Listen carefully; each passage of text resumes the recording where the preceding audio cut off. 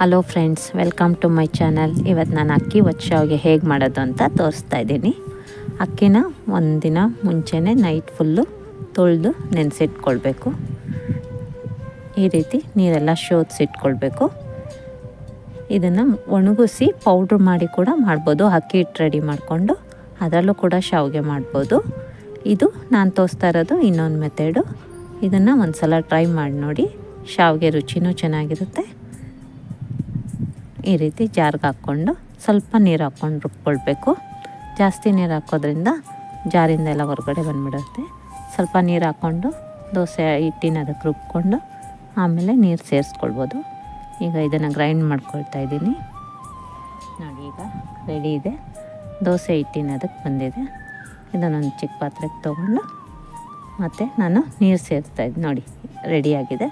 ಇದನ್ನು ಒಂದು ದೊಡ್ಡ ಪಾತ್ರೆಗೆ ಹಾಕ್ಕೊಂಡು ಸ್ವಲ್ಪ ನೀರು ಹಾಕಿ ಒಲೆ ಮೇಲೆ ಇಟ್ಟಿದ್ದೀನಿ. ಹಿಟ್ಟು ಮಾಡೋಂಥ ಕೋಲಿರುತ್ತೆ, ಆ ಕೋಲಿಂದ ಚೆನ್ನಾಗಿ ತಿರುಗಿಸ್ಕೊಳ್ಬೇಕು. ಗಂಟಾಗಲ್ಲ, ಆಗ ನೀಟಾಗಿ ಬರುತ್ತೆ. ಒಂದು 10 ನಿಮಿಷ ಚೆನ್ನಾಗಿ ಅದು ತಿರುಗಿಸ್ಕೊಂಡು ಒಂದು ಹದಕ್ಕೆ ಬಂದಮೇಲೆ ನೀವು ಕಮ್ಮಿ ಮಾಡ್ಬೋದು. ನೋಡಿ, ಈಗ ರೆಡಿ ಇದೆ. ಈಗ ಸ್ವಲ್ಪ ತುಪ್ಪ ಸೇರಿಸ್ತಾ ಇದ್ದೀನಿ. ಇದರಿಂದ ಮೃದುವಾಗಿ ಬರುತ್ತೆ, ಒಂದಕ್ಕೊಂದು ಎಳೆ ಅಂಟಲ್ಲ. ಸ್ವಲ್ಪ ಉಪ್ಪು ಹಾಕ್ತಾಯಿದ್ದೀನಿ.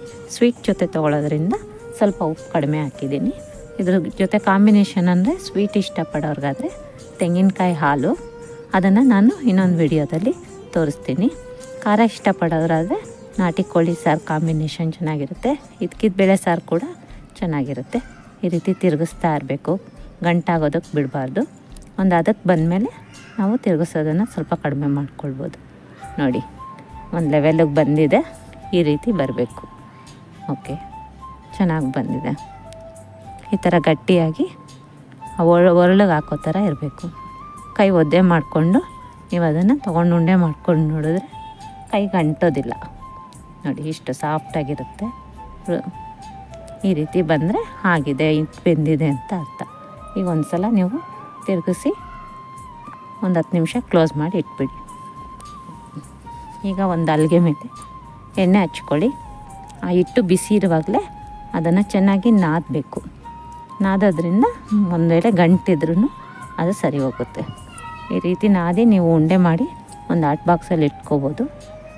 ಇದು ಶಾವಿಗೆ ಒಳ್ಳು ರೆಡಿಯಾಗಿದೆ. ಇದಕ್ಕೆ ಫಿಲ್ ಮಾಡ್ತಾಯಿದ್ದೀನಿ.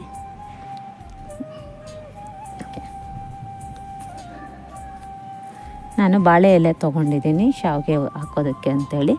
ಬಾಳೆ ಇಲ್ಲ ಅಂದರೆ ನೀವು ಪ್ಲೇಟ್ ಯೂಸ್ ಮಾಡ್ಬೋದು. ಪ್ಲೇಟಿಗೆ ಸ್ವಲ್ಪ ಎಣ್ಣೆ ಹಚ್ಬಿಟ್ಟು ಅದರ ಮೇಲೆ ನೀವು ಹಾಕ್ಕೊಳ್ಬೋದು. ನೋಡಿ, ಇದು ಈ ರೀತಿ ಬರುತ್ತೆ. ಎಳೆ ನೋಡಿ, ಒಂದಕ್ಕೊಂದು ಅಂಟಲ್ಲ. ಇದು ರೌಂಡ್ ಶೇಪ್ ಮಾಡ್ತಾಯಿದ್ದೀನಿ. ನೀವು ಶಾವಿಗೆ ಒಳ್ಳಿಲ್ಲ ಅಂದರೆ ಚಕ್ಲಿ ಒಳ್ಳು ಯೂಸ್ ಮಾಡಿ. ಅದರಲ್ಲಿ ಸಣ್ಣ ಹೋಲಿರೋಂಥ ಪ್ಲೇಟ್ ಇದೆಯಲ್ಲ, ಅದು ಯೂಸ್ ಮಾಡ್ಬೋದು. ಸ್ವಲ್ಪ ಎಳೆ ದಪ್ಪ ಇದ್ರೂ ಪರವಾಗಿಲ್ಲ ಅಂದರೆ ಮೀಡಿಯಮ್ ಸೈಜ್ ಪ್ಲೇಟ್ ಕೂಡ ಯೂಸ್ ಮಾಡ್ಬೋದು.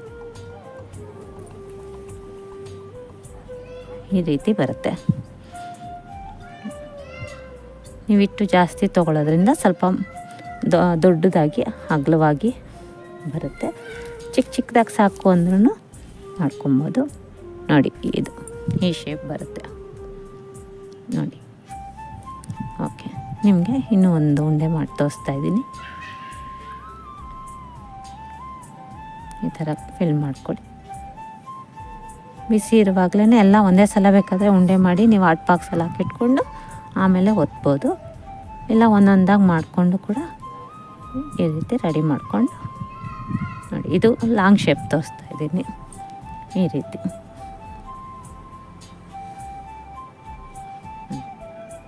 ನೋಡಿ, ಆಯಿತು. ಇದು ಲಾಂಗ್ ಶೇಪ್. ಈ ರೀತಿ ಆದ್ರೂ ಮಾಡ್ಬೋದು, ಇಲ್ಲ ರೌಂಡ್ ಶೇಪ್ ಆದ್ರೂ ಮಾಡ್ಕೊಬೋದು. ಈ ರೀತಿ ಎಲ್ಲ ಒಂದು ಸಲ ರೆಡಿ ಮಾಡಿ ಇಟ್ಕೊಂಬಿಡಿ. ಇಡ್ಲಿ ಕೆಟಲಲ್ಲಿ ನೀರು ಕಾಯೋಕ್ಕಿಟ್ಟಿದ್ದೆ, ಬಿಸಿಯಾಗಿದೆ. ಈಗ ಒತ್ಕೊಂಡಿರೋ ಶಾವಿಗೆಲ್ಲ ಒಂದೊಂದಾಗಿ ಇಡೋಣ. ಬಾಳೆ ಎಲೆ ಹಾಕಿರೋದ್ರಿಂದ ಒಂದಕ್ಕೊಂದು ಅಂಟಲ್ಲ. ಈ ರೀತಿ ಅವೆಲ್ ಬೇಯಿಸೋದ್ರಿಂದ ಮೃದುವಾಗಿರುತ್ತೆ ಮತ್ತು ಬೇಗ ಹಾಳಾಗಲ್ಲ, ರುಚಿನೂ ಚೆನ್ನಾಗಿರುತ್ತೆ.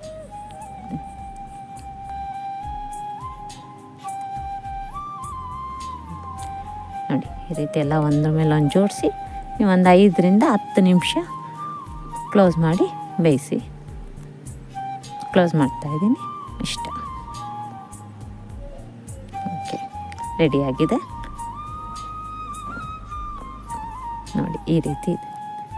ಬಿಸಿ ಬಿಸಿ ಅಕ್ಕಿ, ಶಾವಿಗೆ ಮತ್ತು ತೆಂಗಿನಕಾಯಿ ಹಾಲು ರೆಡಿಯಾಗಿದೆ. Thanks for watching.